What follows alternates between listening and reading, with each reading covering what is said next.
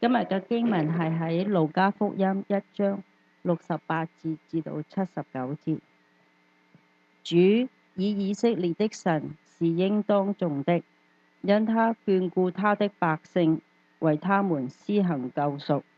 在他僕人大衛家中，為我們興起了拯救的國，正如主藉着從創世以來聖先知的口所說的話，拯救我們脫離仇敵和一切恨我們之人的手，向我們列祖施吻，紀念他的聖約，就是他對我們祖宗亞伯拉罕所起的誓，叫我們從仇敵中被救出來，就可以終身在他面前坦然無懼，用聖潔公義侍奉他。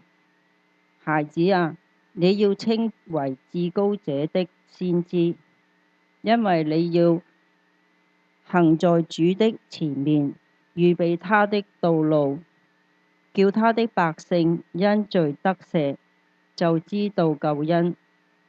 因我們神憐憫的心腸，叫清晨的日光從高天臨到我們，要照亮坐在黑暗中死蔭裡的人，把我們的腳引到平安的路上。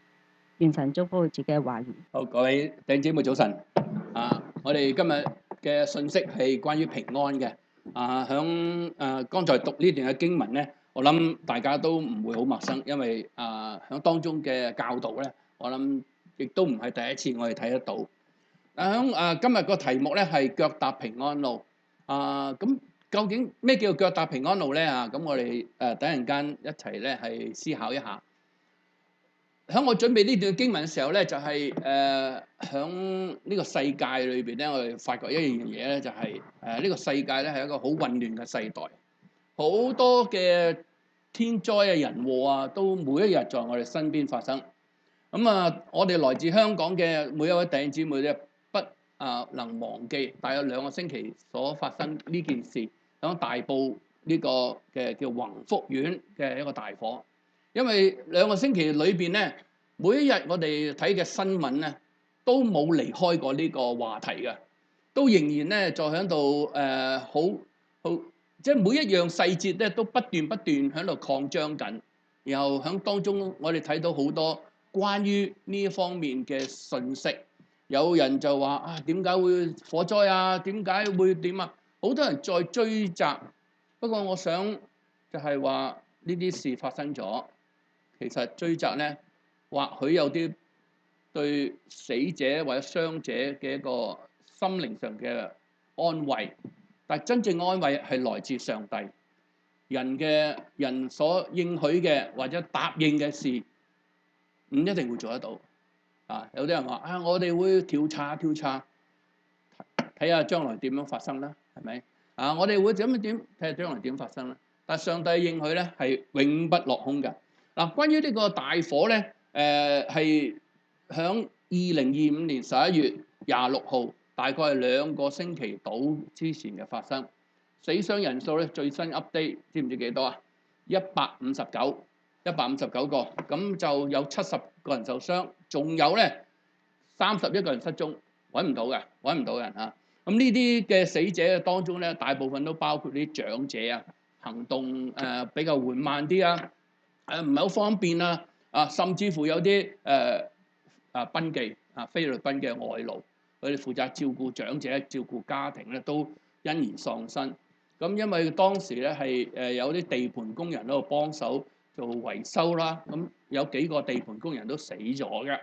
最可惜咧就係有一位咧消防員，佢響拯救裏邊咧係喪生。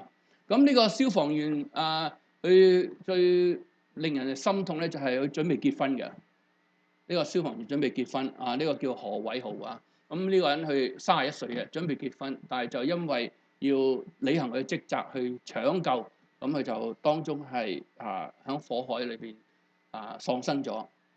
咁地盤工人裏邊咧，我睇喺網上信息話俾我聽，有幾位咧都喺地盤裏邊做維修啊，或者做二判啊、三判啊，甚至有一個女工咧係負責嗰啲黐牆嗰啲石仔嗰啲，咁亦都係死咗嘅。咁呢幾位咁響呢長者嘅方面咧，有好多因為行動唔方便啊，就算想走都走唔得切。另外就係有啲菲律賓嘅外勞咁聽呢個新聞講咧，話有一個外勞咧係要為咗要保護佢個少主人啊，將個細路仔攬住，咁自己燒死，但係咧就保護咗少主人。咁所以有好多呢啲悲劇啊，或者我哋聽到咧係聽者流淚嚇，聞者流淚，聽者傷心嚇。咁即係個心都噏住嘅，因為始終呢啲都係我哋香港嘅家人啊。或許唔係我認識嘅，但係來自同一個出生地嘅地方，佢哋嘅存在，佢哋嘅生活就好似我嘅生活一樣。佢哋所面對嘅好似我想面對一樣。或許你話我哋已經移民咗美國，但係始終我哋仲有少少根嘅聯繫喺個當中嚇。咁呢啲傷亡者咧係好遺憾啦。但係喺呢個事情上冇死到嘅，或者佢哋一啲幸存嘅家人咧都唔好過㗎喎。有好多人因為屋企人死咗，但係佢自己咧仍然咧都係留咗喺度，都唔好過喎。咁上個星期馮牧師佢話佢有個同 WhatsApp group 嘅，佢就響呢場火裏邊咧僥倖喪生，唔係僥倖幸存啊！佢大火嗰時離開咗，咁但係翻過嚟屋企嗰時，即係成家都冇晒，乜都冇晒。咁我認識都有一個係咁嘅，認識就係佢帶佢個太太同佢個女，嗰晚出咗去，結果翻嚟屋企咧黑晒冇晒，乜都冇晒。咁一生有啲長者去攞咗10幾萬過嚟做維修外牆嘅維修，咁10幾萬冇晒啦咁樣，咁成間屋可能400萬咁又一下子就冇晒，保養肯定賠唔足嘅，咁佢嘅一生積蓄咧就一下子一場火就冇晒，所以對佢哋嚟講係一個幾大嘅傷痛。響恢復嘅呢個心情或者係再重建嘅心情裏面都好慘㗎。咁有一個老伯喺電視上咧睇住個火場，望住個火場，欲哭無淚。結果嗰幅相咧就全世界所有嘅媒體都登咗大家可能喺網上都睇過。咁呢個係一個好俾人傷痛嘅天災好人禍好，我唔知道亦都唔係我哋喺講台上去批評邊個啱邊個唔啱。但係我喺度講就係話呢啲事發生咗喺我哋嘅身邊我唔係談論邊個對邊個唔對，但係呢啲事發生喺我哋身邊咧，我哋感覺到呢個世界冇平安嘅。我哋感覺到我哋活在呢個世界咧係一個充滿着挑戰危險嘅世界。唔單單係嗰度，呢個咧唔知道大家有冇睇到？喺廣州發生嘅呢個，唔知道大家有冇睇過？又係喺廣州叫花都區一個交通意外，一架車全條街着晒火。全條街着晒火，當然啦，官方嘅通告就冇人受傷官方通告冇人受傷，我唔知道。不過咧，對當地嘅居民嚟講咧，亦都唔係一個好容易接受嘅事另外一個咧，大家可能都會睇到啦。呢個咧就係喺邊度咧？就係喺東南亞地區嘅洪災、洪水嘅災禍。咁幾個國家喎，包括咧喺印尼啦。包括喺泰國啦，包括喺馬來西亞啦，甚至乎喺斯里蘭卡，因為嗰啲大雨大風雨吹嚟咧，所以咧嗰啲整個國家好多個地方咧都係俾水浸嘅。呢一場嘅洪災，600人死咗，600人死咗。喺2025年11月下旬嘅時候就發生。喺新聞嘅報導咧就話咧，喺一個好大嘅洪災，都叫森亞爾，喺馬六甲嘅地方形成，就吹咗落去邊度咧？去吹咗印尼，咁造成咧喺印尼咧幾百萬人受傷死亡死亡。然後咧佢哋咧個災情集中喺呢個蘇門答臘嗰個島裏邊另外咧泰國咧嗰個主要嘅泰國南部嘅地方，亦都係因為呢個水災咧，又死咗好多人，幾百年嘅所不能，即係幾百年來最大嘅雨咧，就喺嗰日發生。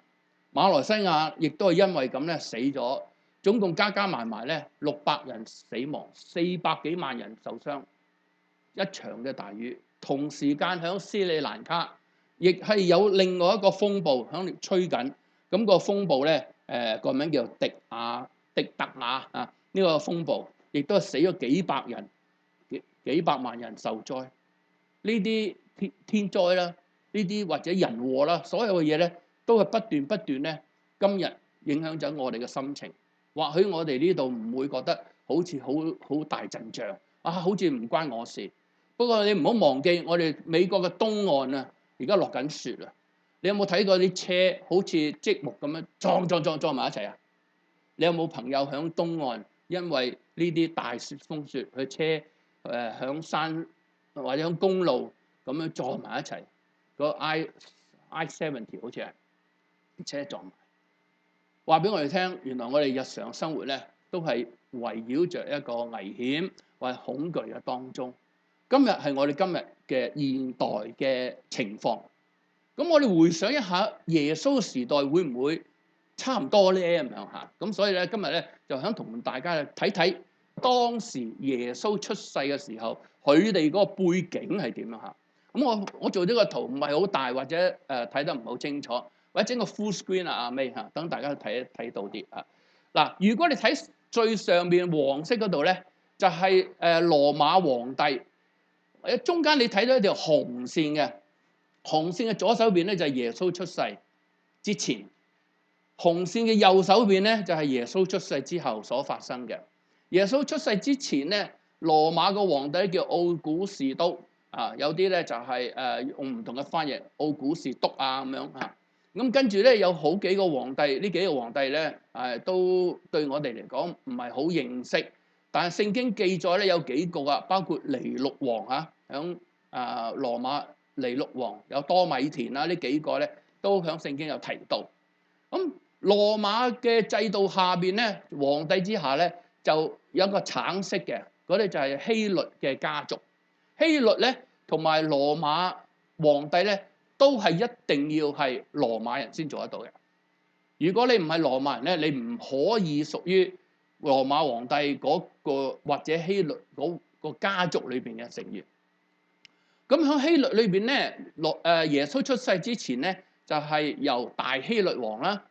跟住咧係耶穌出世咗冇幾耐咧，就希律嗰個嘅統治嗰個咧叫安提帕啊。喺聖經有提到。咁嗱呢兩個咧都係屬於羅馬人先做得到嘅。或者可以講係高高在上嘅嗰班，咁跟住下邊咧，淺藍色嗰度咧就係關於耶穌出世嘅時候。一般嚟講喺聖經，我哋都會從耶穌出世之後揾到關於耶穌嘅一啲生平嘅事蹟，就喺嗰度啦。嗱，咁呢幾個咧就係當時嗰個所謂嘅政治嘅環境嚇，政治嘅環境。咁呢段嘅日子裏邊咧，代表面咧就好歌舞升平嘅羅馬世界，哇，好似好多即係升平，但係咧其實喺內邊咧好多特別係我哋嗰啲猶太人啊，或者下邊嗰啲人咧，嗰啲蟻民咧係非常之生活咧困苦。嗱，喺羅馬嘅歷代嘅制度裏邊咧，佢係咁樣分嘅。羅馬皇帝咧，佢唔理嘅。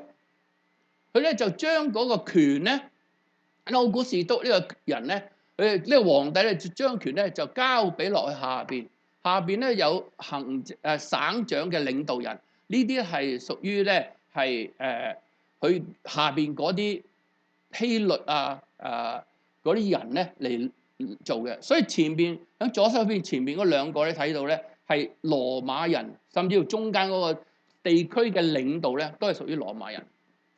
羅馬人你唔得咁多，於是乎咧，佢將佢分散出去，就交俾當地一啲領袖啦嚇。咁喺右手邊嗰兩個咧，就係本土嘅領袖。呢啲本土嘅領袖咧，係喺聖經裏邊都有提到啦，好似嗰啲大祭司或者係響嗰啲每個省嘅領導或者猶太公會嗰啲揸 fit 人呢右邊嗰兩個 group 嘅人咧，就係屬於猶太人嚟嘅。所以咧，佢羅馬人管轄下邊有啲猶太人，然後猶太人咧再管轄下邊一啲蟻民啦。咁呢個嘅制度咧，似乎我哋都唔係好陌生喎，係咪啊？你睇到今日有好多嘅地方去統治咗之後咧，就將個權咧，行政權咧就交俾當地嘅人，係嘛？又從當地人咧去親自去管轄，因為咧每一個地方有好多問題嘅時候咧，小事就等當地人搞掂。如果太大嘅事咧，佢先至即係上訴上邊。咁呢個咧係當時嗰個嘅行政嘅架構，同今日咧都唔係好有大嘅分別。咁喺呢一方面啦，行政係咁啦。咁生活點咧咁樣？咁生活咧我就俾另外一個圖俾大家睇。呢個圖咧就好特別嘅。其實都唔係好特別，因為好似我哋而家一樣嘅。點解咧？點解咁講咧？因為咧，你就會睇到最先頭嗰度大概1、2、3、4如果你睇得到嚇，第一個就係響羅馬帝國最頂羅馬皇帝嗰啲啦，咁大約0.04%啫，即係人口嚟計。咁跟住咧就地區嗰啲省嗰啲希律嗰啲人啦，咁跟住咧城市上面咧即係有錢佬上流人嗰啲都係有權有勢嘅。甚至乎咧，去到第4又識到一啲即係有啲盈餘嗰啲有又唔係話好有錢，但係咧亦都係即係可以過得去嘅啦。咁1、2、3、4，如果你睇嗰個數目咧，加埋埋大約係3% 度。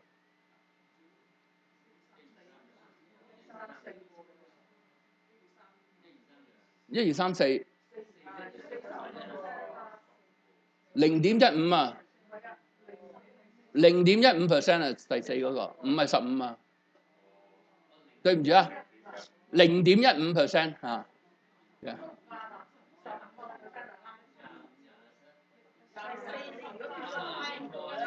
大約3.15% 啦 ，exactly 0.15因為佢嗰個顏色唔係好清楚，係0.15，大約3.15啦，加埋埋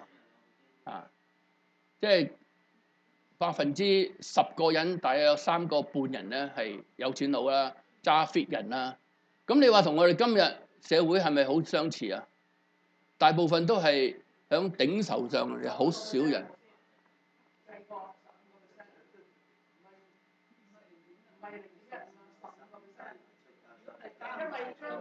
OK， 我1、2、3啦，好嘛？1、2、3啦。唉，真係，我諗你哋中學嘅數學一定係攞 A 㗎啦。而家攞 A 好，大家即係我講到唔會瞓覺得啦好3%1、2、3，好啦，跟住下邊咧即係4、5、6、7呢幾個加埋幾多？8、9、17。唉，呢個攞 B 攞 D 呢個點解85咧？攞 E 你3% 上邊下邊咪97咯，係咪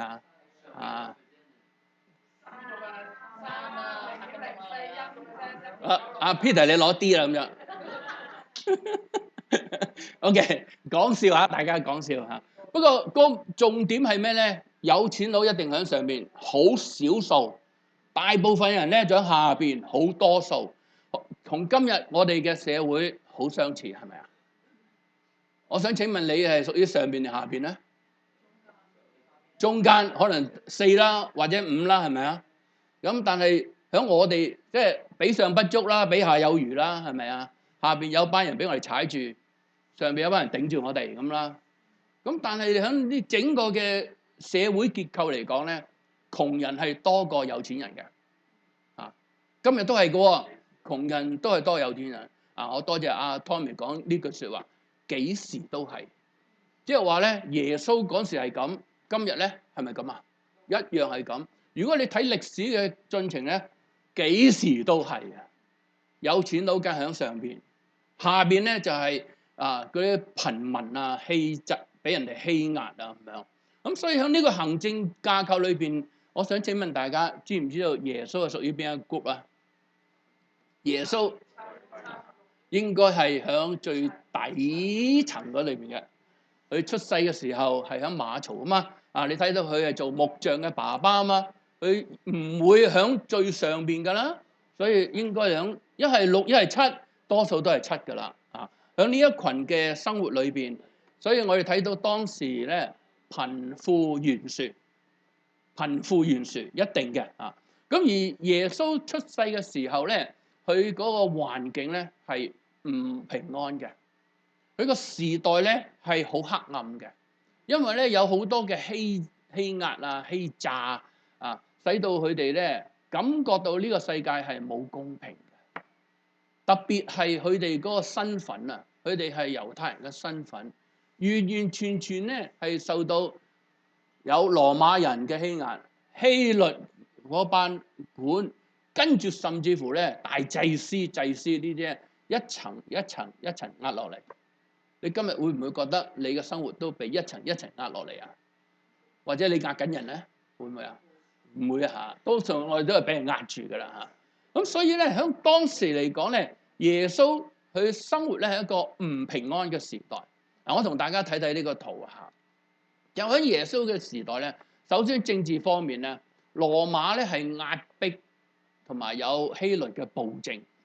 如果你睇呢個時候咧，睇到咧係羅馬咧係抽稅嘅，羅馬王佢係叫人去交啲稅俾佢，佢先可以玉林酒池啊！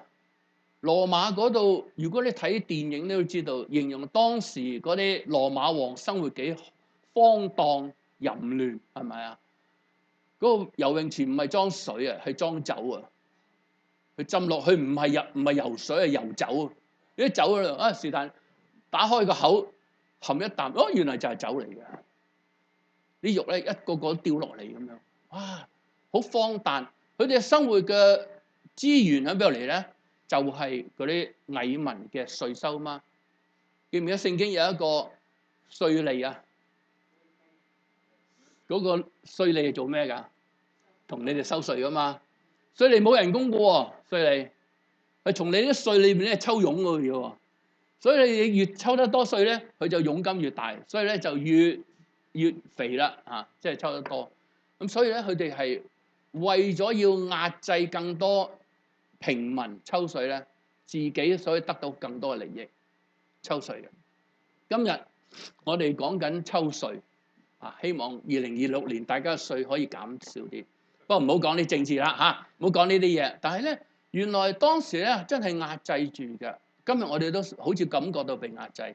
另外一個角度去睇咧，就係話社會方面咯。社會咧好混亂嘅，社會咧係非常之混亂，因為咧當時有好多匪徒橫行。你記唔記得耶穌裏邊有一個人咧，一個撒瑪利亞人啊，唔係一個猶太人咁行啊嘛，俾強盜響荒山野嶺將佢打晒，將佢身上錢搶嘅嘢打佢一攤死啊！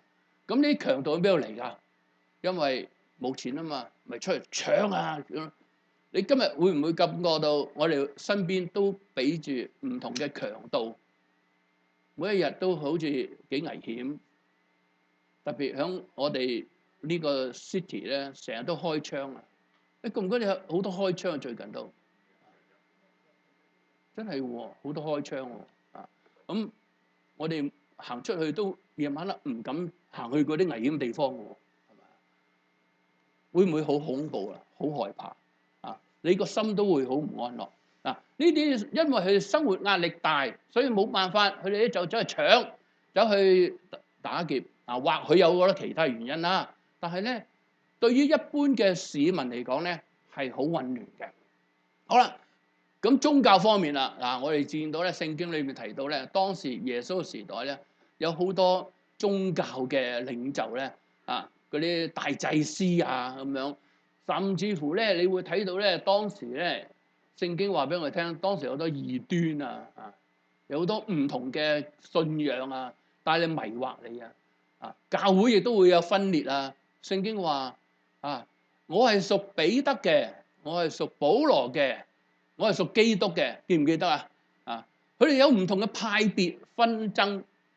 誒，咁你話耶穌係咁，嗰時代係咁啫，今日會唔會一樣啊？嗱，我哋睇睇下，今日喺而家社會裏邊，政治咧啊，你知道幾唔穩定啦啊！俄烏戰爭打幾多年啊？請問啊，仲未人停喎，而家仲喺度打緊喎，啊，仲喺度講喎，講咗好多次停火、停火、停火，完全好似喺耳邊風一樣，未人停過係咪？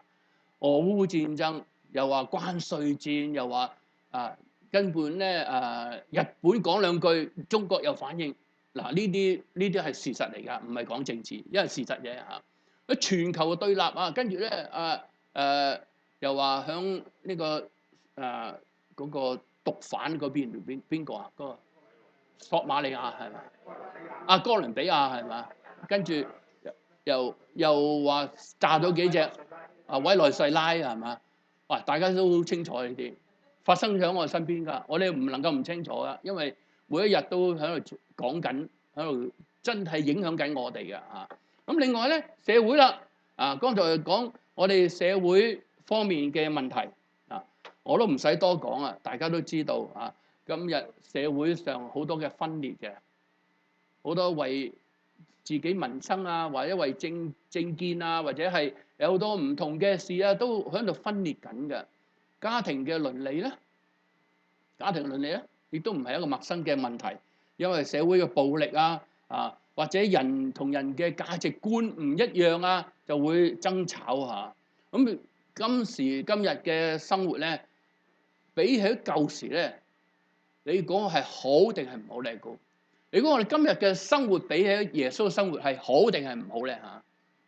嚇，有人話唔好，有人話好喎。喂，我有個手機喎，你睇下我一出我就可以揾到世界啲嘢喎。但係原來咧，有人話呢個手機咧係使到你唔能夠瞓覺嘅。唔知道大家有冇同感啊？你一起身咧就望住個手機嘅，夜晚咧喺度篤到咧夜晚都唔瞓覺嘅。你以為呢個可以馬上俾你有資訊咧？反而成為你嘅束縛，反而約束咗你嘅時間，更加唔夠去做充足嘅睡眠啦。或者咧，你呢個手機咧，使到你咧冇辦法做嗰啲正常嘅生活啦。咩正常生活啦？你同你個仔食飯會唔會亦都係用手機對話咧？唔會嚇，希望唔會。但係咧有喎，一家人咧，大家攞手機，我哋有個 WhatsApp group。一出就全部知道晒咁樣，講嘢唔使出聲㗎。WhatsApp 有一個人仲好笑，同我講：牧師，我而家年紀大啊，所以咧我有耳聾機，我中意咧就打開佢，唔中意就刪咗佢。啊，你同我講嘢咧，唔使同我講㗎，WhatsApp 俾我得㗎啦。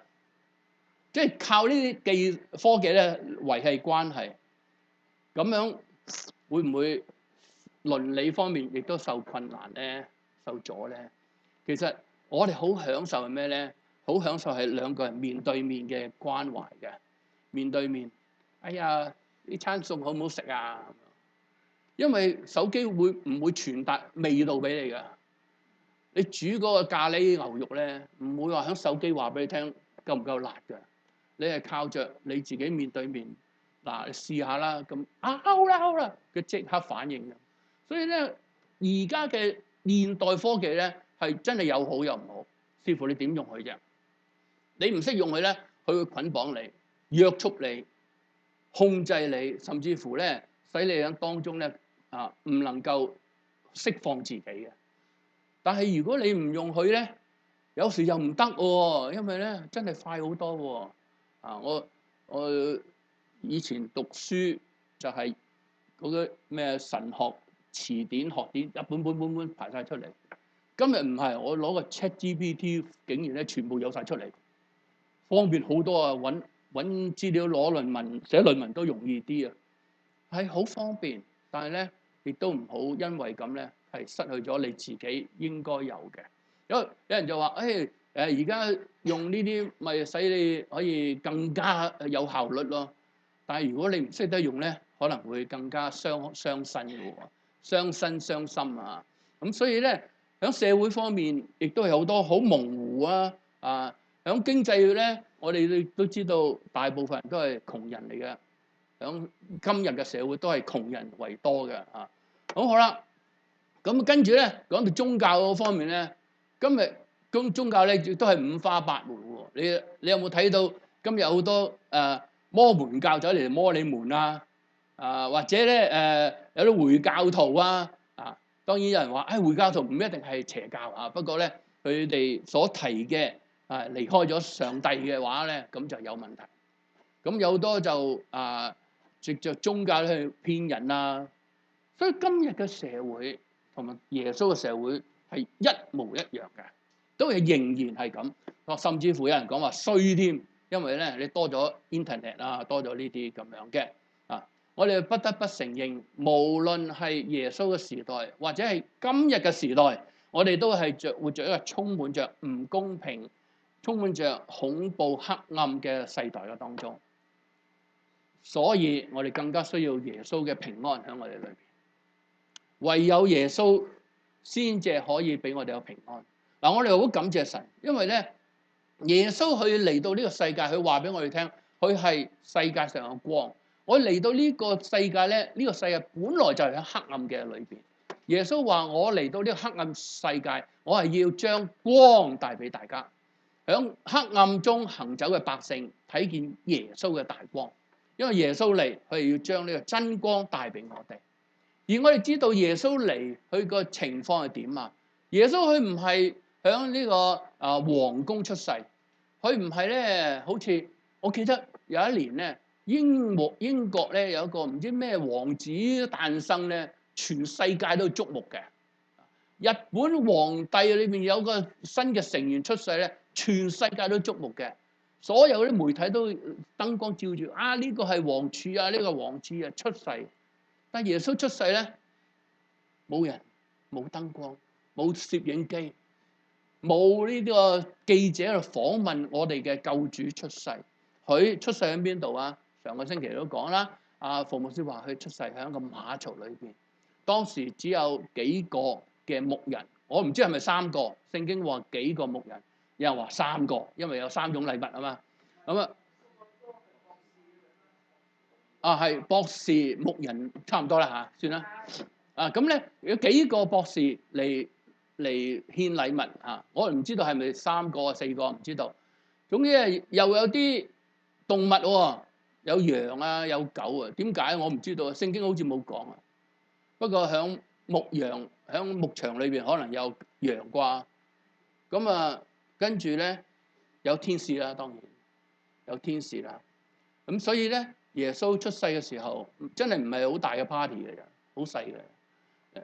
我哋可能我哋自己出世嘅 party 仲大過耶穌嘅 party 有強大嘅一個光喺嘅當中，因為當時係好需要耶穌嘅真光。點解耶穌要喺嗰啲咁嘅環境出世咧？有冇諗過點解耶穌唔係喺個大嘅皇宮出世，係喺呢黑暗嘅一個馬槽，甚至連房都冇嘅佢唔係住喺房，係喺馬槽裏邊用一啲當時你知唔知馬槽好臭啊？有好多馬嘅米田共，佢係不能控制喎，原來啲馬不能控制。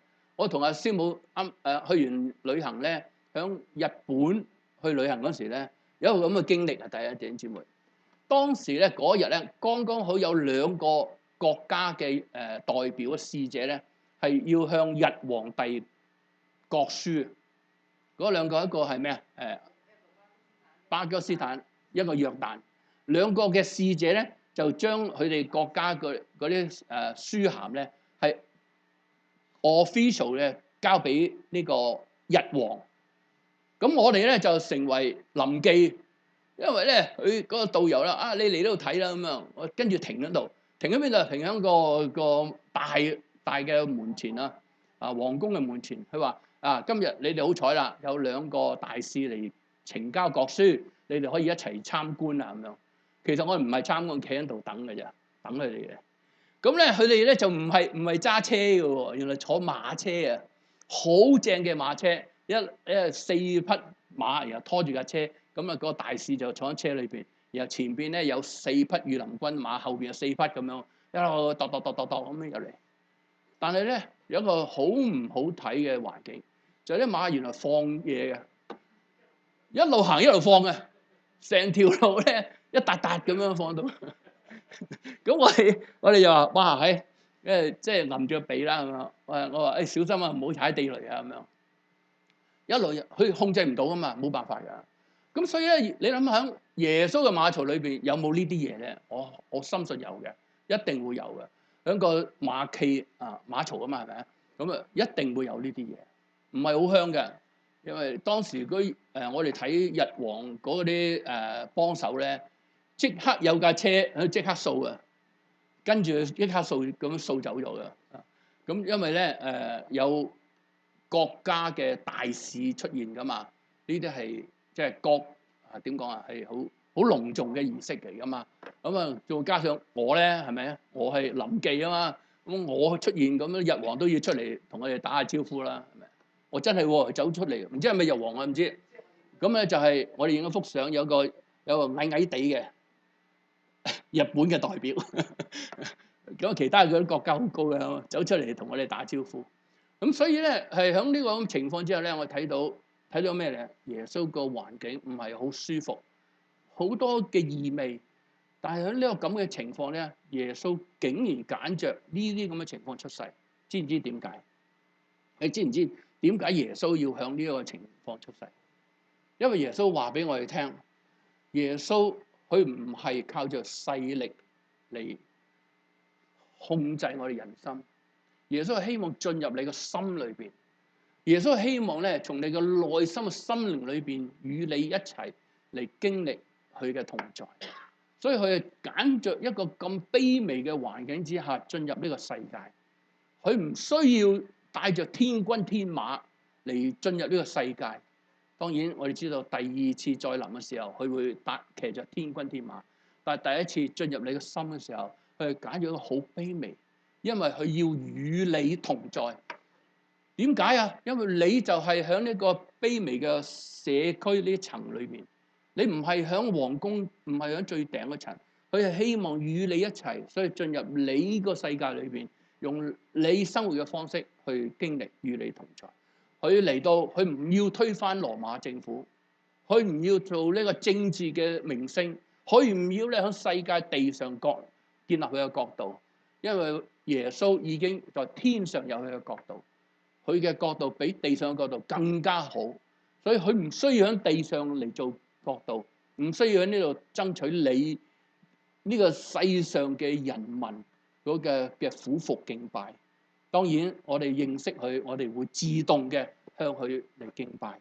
所以各位弟兄姊妹，你知道耶穌黑暗嘅出世，喺呢個環境出世，佢係以呢個柔弱嚟打動我哋嗱。同埋咧，我哋知道咧，耶穌咧喺呢個社會嘅環境裏邊咧，佢願意同大家一齊受苦。耶穌嘅受苦，我哋喺電影裏邊啊、書本裏邊啊、聖經裏邊都睇得到。當時咁貧窮、咁失望嘅情況之下，佢喺一個木匠嘅家庭，佢每一日嘅生活應該唔會好富裕，因為受到好多嘅壓制，好多社會、好多有錢人、好多官嘅抽稅，所以佢哋嘅生活咧係好困難嘅但係咧，佢嘅生活困難到咧係咩地步咧？當佢出世嘅時候，嗰段啱啱出世冇幾耐咧，聖經話俾我哋聽，因為大希律王佢咧知道原來有個王出世喎，於是乎發生一件事，大家都記得啦，就係屠殺全城2歲以下嘅細蚊仔，係咪啊？所以咧，天使就提醒佢話：你快啲走啦，快啲走啦，因為咧個王咧要殺啦。你哋要逃逃咗去邊度啊？記唔記得去埃及係咪？嗱，從呢個耶路撒冷去埃及咧，我數嘅，我計過啦，唔係而家搭飛機咁方便嘅。佢當時係行路㗎，行路仲係冇驢仔嘅，好似啊佢哋靠11號車咁樣行嘅咋，行幾耐咧？知唔知？4個月。我同師母行咗11日啊，日日行7-8里啊，行到我腳都跛已經，真係啊！你知唔知啊？你哋去過旅行嗰啲都知道啦，你唔會兩人就坐喺間房度噶嘛，你一定出去噶嘛，係咪啊？你出去咧就係我淨係去嗰個韓國皇宮、日本皇宮行到我隻劇咁啊！每一日10幾1萬步，每一日平均咁咧就係大約5里路到啦。平時我哋行5分鐘已經嗌救命，結果行5里。你唔好忘記耶穌行嗰段路啊，係行4個月啊，每一日都係咁行。所以你要睇下佢喺度逃亡嘅，佢當時係難民嚟嘅喎啊！所以喺你馬太福音你睇下，當時咧，因為希律王要尋找啲細路仔殺佢哋啊，所以咧佢哋夜間14節話約瑟就起來，夜間帶著細路仔同佢母親去埃及啦，就住喺埃及，直至到希律死咗之後，佢又要翻嚟喎，喺埃及再翻即係行翻轉頭喎又要。所以你睇到當時耶穌佢嗰個環境啊，真係走嚟走去啊嚇，即係好困難嚇。今日我哋知道運動好好，不過係咁行，我諗大家都腳痛啊！我都要買咗啲薩隆巴斯嘅嘢啊，喺日本買咗薩隆巴斯，師母出主意。好啦，嗱，耶穌咧就出生喺一個咁困難、咁嘅痛苦嘅當中。原因咧，佢係希望進入到我哋嘅困難裏邊，佢要親自經歷我哋嘅困難。因為如果你唔親自經歷咧，你係好難去明白，好難去了解到佢哋嗰個心情嘅。今日我哋喺呢度睇到大埔嘅火災，係啊，我啲朋友喺嗰度啊，但係如果唔燒到自己咧，你係感受唔到啊！我睇見嗰個長者望住自己間屋喺度欲哭無淚嘅情況，我哋好難咧會感受到佢個內心嘅感受。或許真係我哋覺得好痛苦，佢係好痛苦，但係真正係去唔到嗰個位啊，去唔到個位嚟感受佢哋。唯有耶穌進入我哋嘅痛苦裏邊，佢先去到嗰個位嚟感受到我哋嘅痛苦。佢如果唔係咁樣，佢根本唔可能理解到我哋嘅痛苦。所以耶穌佢係響呢個世界、呢個社會最黑暗嘅時候出現。因為佢需要將光帶俾我哋。耶穌話：我係世界嘅光。約翰福音第8章12節，佢嘅意思就係話：我係世界嘅光，跟從我嘅就唔會喺黑暗裏邊走。耶穌今日就係喺呢個世界嘅光所缺乏嘅地方，嗰缺乏嘅環境裏邊，將佢真光帶俾我哋，讓世界開始感覺到有盼望。開始感覺到有一個嘅動力，原因就係耶穌嘅出世。耶穌佢如果唔出世，今日你同我都會沉淪喺罪嘅裏邊。我哋係根本冇辦法離開喺個環境，因為罪嘅恐怖、罪嘅痛苦，唔係好多人都會真係親身感受。哎呀，好慘啊，好慘啊！但係去到嗰個位，你先至可以真正感受到痛苦。我同大家講，我最怕咩咧？最怕我就係去喺咧又窄啊，又冇乜地方呼吸啊，嗰啲山窿裏邊，記唔記得啊？我係最怕呢樣嘢。結果我去到韓國咧，就去到嗰啲咁嘅山窿喎。韓國嗰個叫 DMC， 知唔知係咩嚟㗎？Fiona 知啊，就係北韓咧。佢要掘咗幾條隧道去攻打南韓啊，地道咁樣攻打南韓。咁啊，俾南韓咧發現咗，佢話咧有10幾條啊，可能仲多。但係咧開放咗4條俾觀眾旅遊去參觀，4條。我哋嗰日就走去參觀啦。嗰條 Tunnel 3啊，第3條。咁咧佢就話咧嗰條咁嘅山窿咧，就地面落去350尺，係咁樣落嘅。即係嗰個路啊，係咁落嘅。落到去下邊咧仲窄咁啊，嗰啲吞路仲窄。咁我咧就衰喎，唔係衰係好喎。咁啊就走去參觀嗰條咁嘅 DMC 吞路，結果係點行咧？我係咁樣行，戴頭盔咁樣行，撞咗我4-5次個頭，因為又窄，好在有通風啫，好在有少少光啫。咁樣砌落去，落去都辛苦噶啦，上嚟仲辛苦。上嚟嗰下嘢咧，我同阿師母慢慢上下行2步，停一停啦，唔好喐啊！我哋等一等，休息下先啦，再停一停啊！10幾次係咁樣上嚟，終於都講得到上到嚟。我最怕呢樣嘢㗎啦，最怕黑㗎啦。我諗起耶穌就喺咁黑暗嘅地方、咁嘅環境嚟出世，最黑嘅地方就見到佢嘅光喺裏邊。所以我哋感謝主，感謝主為我哋做出呢一樣嘢，讓我哋可以得到光。而因為佢嘅光，我哋知道咧，耶穌佢嚟呢個世界去 proclaim 一樣嘢，佢話俾我聽係咩咧？佢係我哋嘅王，唔單單係我哋嘅王，係所有王嘅王，萬王之王，萬主之主。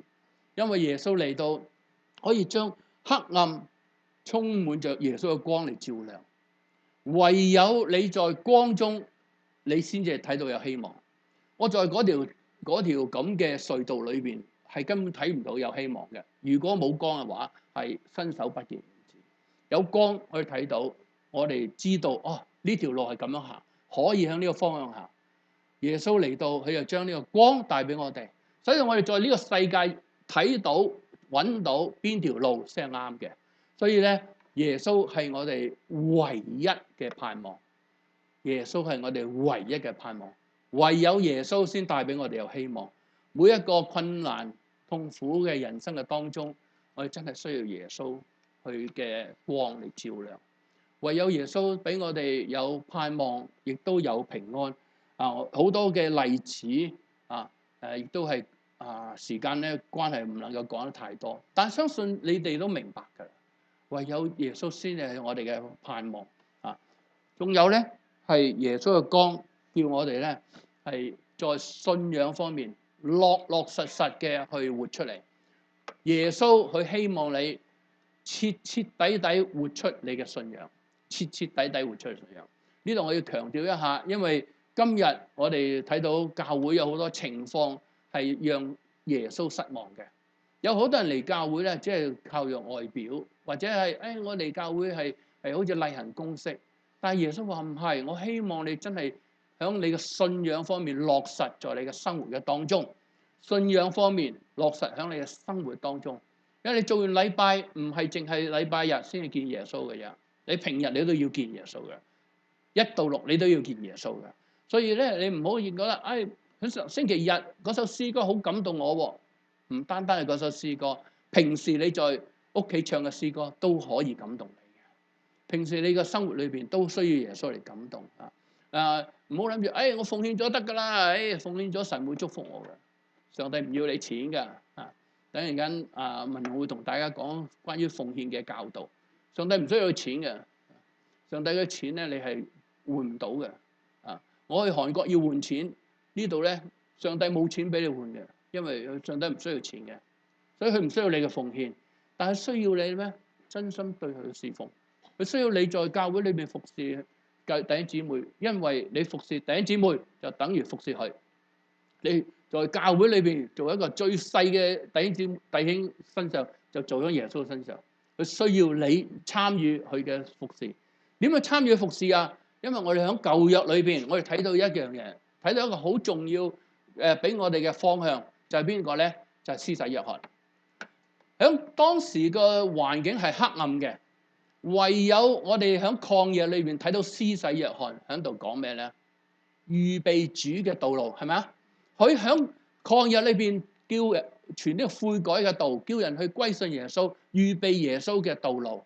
因為喺曠野裏邊，佢大聲嘅疾呼，使到更多人咧知道有耶穌。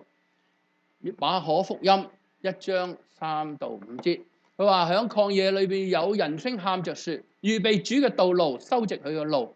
照這話，約翰嚟啦，喺曠野施洗，傳悔改嘅洗禮，使罪得赦，猶太全地同耶路撒冷人都去到約翰嗰度承認佢嘅罪，響約旦河受洗。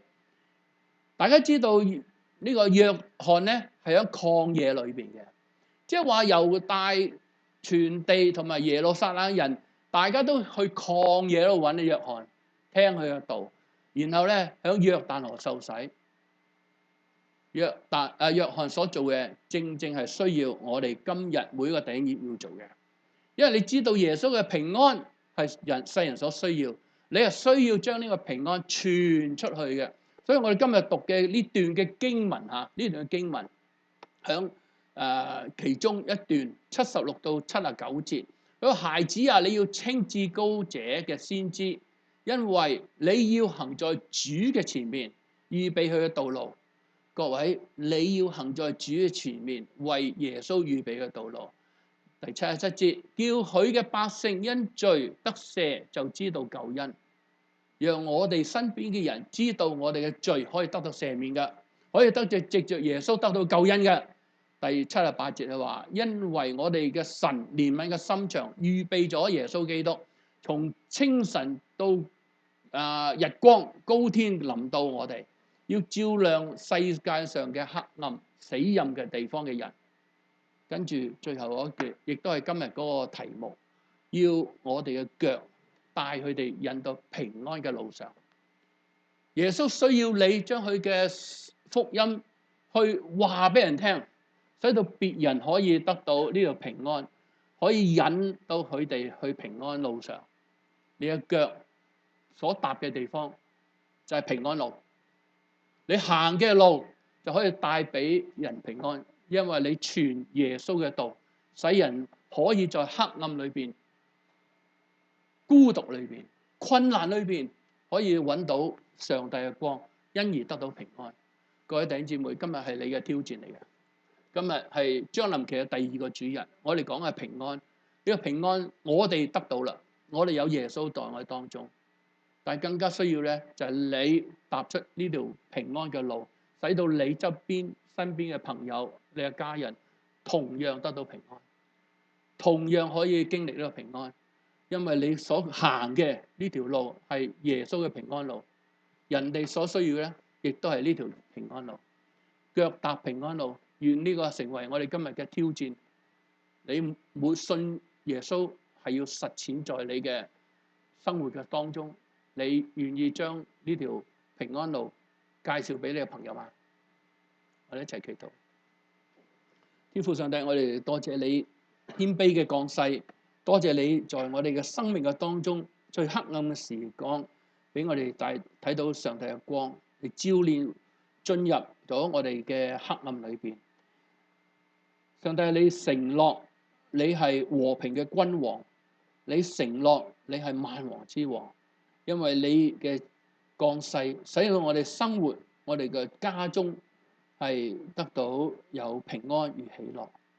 我哋亦都歡迎接你成為我哋家中嘅王，家中嘅主，因為選擇你跟隨你可以得到平安。我哋願意走上呢條平安嘅路。同時我哋願意咧係跟隨約翰你嘅腳步，將耶穌基督引到在我哋嘅朋友嘅當中，讓其他人都得到平安，讓佢哋亦都同樣經歷上帝嘅平安之路。求主你賜俾我哋力量，賜俾我哋才智聰明，讓上帝嘅國更加係廣傳出去。感恩禱告，奉耶穌基督聖名祈求。